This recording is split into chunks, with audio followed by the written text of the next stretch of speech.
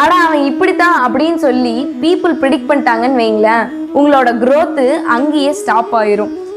Final day of developing 60 days don't predictable the apex of change. அதை பத்தி பேசலாமா? உங்களை சுத்தி இருக்க பீப்புள் நீங்க இதுதான் அப்படின்னு சொல்லி லேபிள் போட்டு டேக் போட்டு பண்ற அளவுக்கு நீங்க ஏன் நான் இதுதான் அப்படிங்கிறத வெளியில காமிக்கணும்.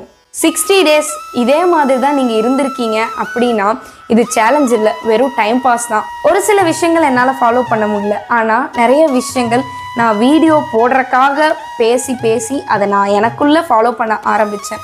ஸோ அந்த மாதிரி ஃபாலோ பண்ண ஒரு சில விஷயங்களை இப்போ நான் உங்ககிட்ட சொல்கிறேன். 8 இல்லைன்னா 9க்கு எந்திரிக்கிறேன்னா இப்போ 5 இல்லை அப்படின்னா மேக்ஸிமம் 6 o'clock நான் எந்திரிச்சிருவேன்.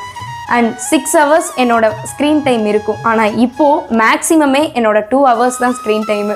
கோவம் வந்துச்சு அப்படின்னா என் கையை செவுத்தில் குத்திப்பேன், அந்த அளவுக்கு எனக்கு கோவம் வரும். ரொம்ப அன்கண்ட்ரோலபிளாக இருப்பேன். இப்போவும் ஒரு 5 to 10 minutes அப்படி அன்கண்ட்ரோலபிளாக இருப்பேன். ஆனால் செல்ஃப் ஹர்ட்லாம் பண்ண மாட்டேன். டைரி எடுத்து எழுத ஆரம்பிச்சிருவேன். அண்ட் டெரஸில் போய் வானத்தை பார்த்து அப்படியே நடக்க ஆரம்பிச்சிருவேன்.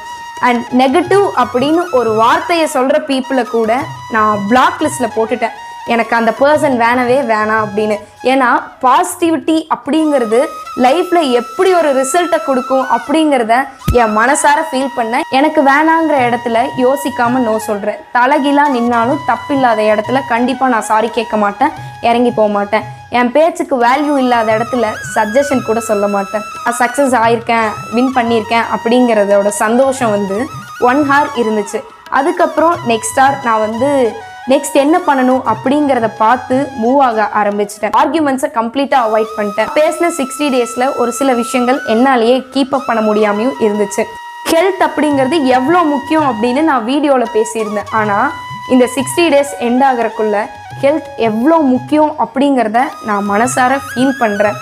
என்னோட கன்சிஸ்டன்சி அஃபெக்ட் ஆனதுக்கு மெயின் ரீசனே அந்த ஹெல்த் தான். நான் வீடியோ போஸ்ட் பண்ணுறதுலேயே உங்களுக்கு தெரிஞ்சிருக்கும். இந்த 60 days டுகெதராக நம்ம லைஃப்பை டெவலப் பண்ணலாம் அப்படின்னு சொல்லி ஸ்டார்ட் பண்ணோம். எனக்குள்ளே நான் நிறைய விஷயங்கள் சேஞ்ச் பண்ணியிருக்கிறத நானே ஃபீல் பண்ணுறேன். அண்ட் நீங்கள் எப்படி ஃபீல் பண்ணுறீங்க அப்படிங்கிறத கமெண்ட் செக்ஷனில் சொல்லுங்கள். அண்ட் ஒரு சில பேர் டிஎம்ஸில் நான் லைஃப்பில் டவுன் ஃபேஸில் இருந்தேன், எனக்கு இந்த ஒரு பர்டிகுலர் வீடியோனால எனக்கு கிளாரிட்டி கிடச்சிருக்கு அப்படின்னு சொல்லி டிஎம் பண்ணீங்க. அண்ட் நிறைய பேர் இந்த டாபிக்ஸ்லாம் பேசுங்க அப்படின்னு சொல்லி போட்டிருந்தீங்க. கண்டிப்பாக அந்த டாபிக்ஸ் எல்லாத்தையுமே நான் பேசுகிறேன். வாட்ஸ்அப் மெசேஜஸ், கமெண்ட்ஸ் எல்லாமே இந்த 60 days கம்ப்ளீட் பண்ண ரொம்ப மோட்டிவேஷனாகவும் சப்போர்ட்டிவாகவும் இருந்துச்சு. என்னோட பேஜில் யங்ஸ்டர்ஸை மட்டுமே ஃபோக்கஸ் பண்ணி கிடையாது, எல்லாருக்கும் எல்லா கருத்துக்களும் கண்டிப்பாக சேரும். இதே எனர்ஜியோட இன்னும் நம்ம நிறையா பேசலாம். Stay tune. And this is we